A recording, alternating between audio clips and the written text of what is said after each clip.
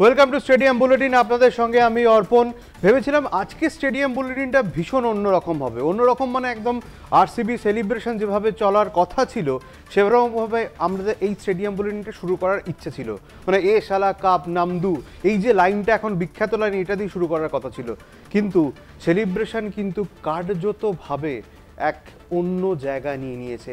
আমরা যখন stadium bulletin করছি, শ্যুট করছি, তখন আমাদের কাছে যা তথ্য এসে পৌঁছেছে, মৃত্যু হয়েছে পদপৃষ্ঠে 7 জনের, আহত 25। জানি না এই সংখ্যাটা কোথায় গিয়ে দাঁড়াবে। ইতিমধ্যেই হাসপাতালে গিয়েছেন কর্ণাটকের মুখ্যমন্ত্রী সিদ্ধারামাইয়া, তিনি কথা বলছেন, তিনি চিকিৎসার দায়িত্ব নিয়েছেন। ডিকে শিবকুমার উপমুখ্যমন্ত্রী, তিনি জানিয়েছেন যে আমরা সামলাতে পারিনি। 5000 অতিরিক্ত পুলিশের সত্ত্বেও স্টেডিয়ামের বাইরে যে অবস্থা হয়েছিল তা কার্যত সামলানো যায়নি, হয়ে ওঠেনি। এই নিয়ে সমস্ত আলোচনা করব। আমার সঙ্গে রয়েছেন কলকাতা টিভির জয়েন্ট এডিটর গৌতম ভট্টাচার্য। গৌতম দা, কালকে আরসিবি জিতলো, ভেবেছিলাম অন্যরকম একটা শুরু হবে, কিন্তু সব যেন একটা ঘেঁটে গেল। দেখো, এখানে বেঙ্গালুরুতে আইপিএল শুরু হয়েছিল এই মাঠেই, যেখানে দুর্ঘটনাটা ঘটেছে, যে মাঠের বাইরে। এবং আমরা দেখতে পাচ্ছি যে কী অবস্থা।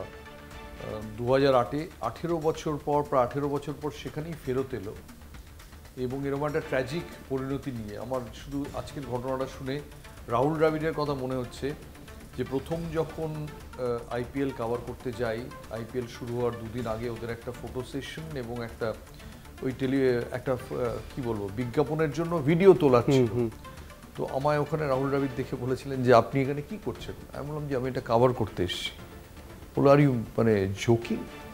যে ম্যাচটা সকাল, আমি আমার বাচ্চাকে সকাল 7:30টায় স্কুলে দিয়ে আবার তাকে 3টের সময় স্কুল থেকে কালেক্ট করে মাঠে গিয়ে খেলতে পারি, আবার রাত্রিরে বাড়ি ফিরে আসতে পারি একই রাত্রে, সেটা আপনি কভার করতে এসেছেন? মানে এইভাবে উনি তখন আইপিএলকে দেখেছিলেন।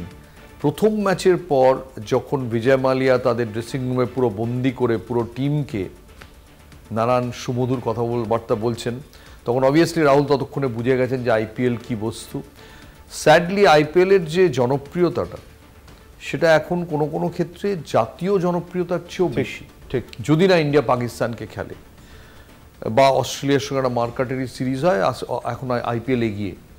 আইপিএল কোথায় গেছে সেটা বোধহয় আজকে চোখে আঙুল দিয়ে আবার দেখানো। কিন্তু আইপিএলের যেরকম ভালো দিক আছে, এই জনপ্রিয়তা হুড়োহুড়ি, আমার ধারণা এই অ্যাডমিনিস্ট্রেশন কর্ণাটকে তারা বোঝেননি যে কি পরিমাণ একটা মানে উচ্ছ্বাস মানুষের মধ্যে একটা আইপিএল ম্যাচ ঘিরে থাকে।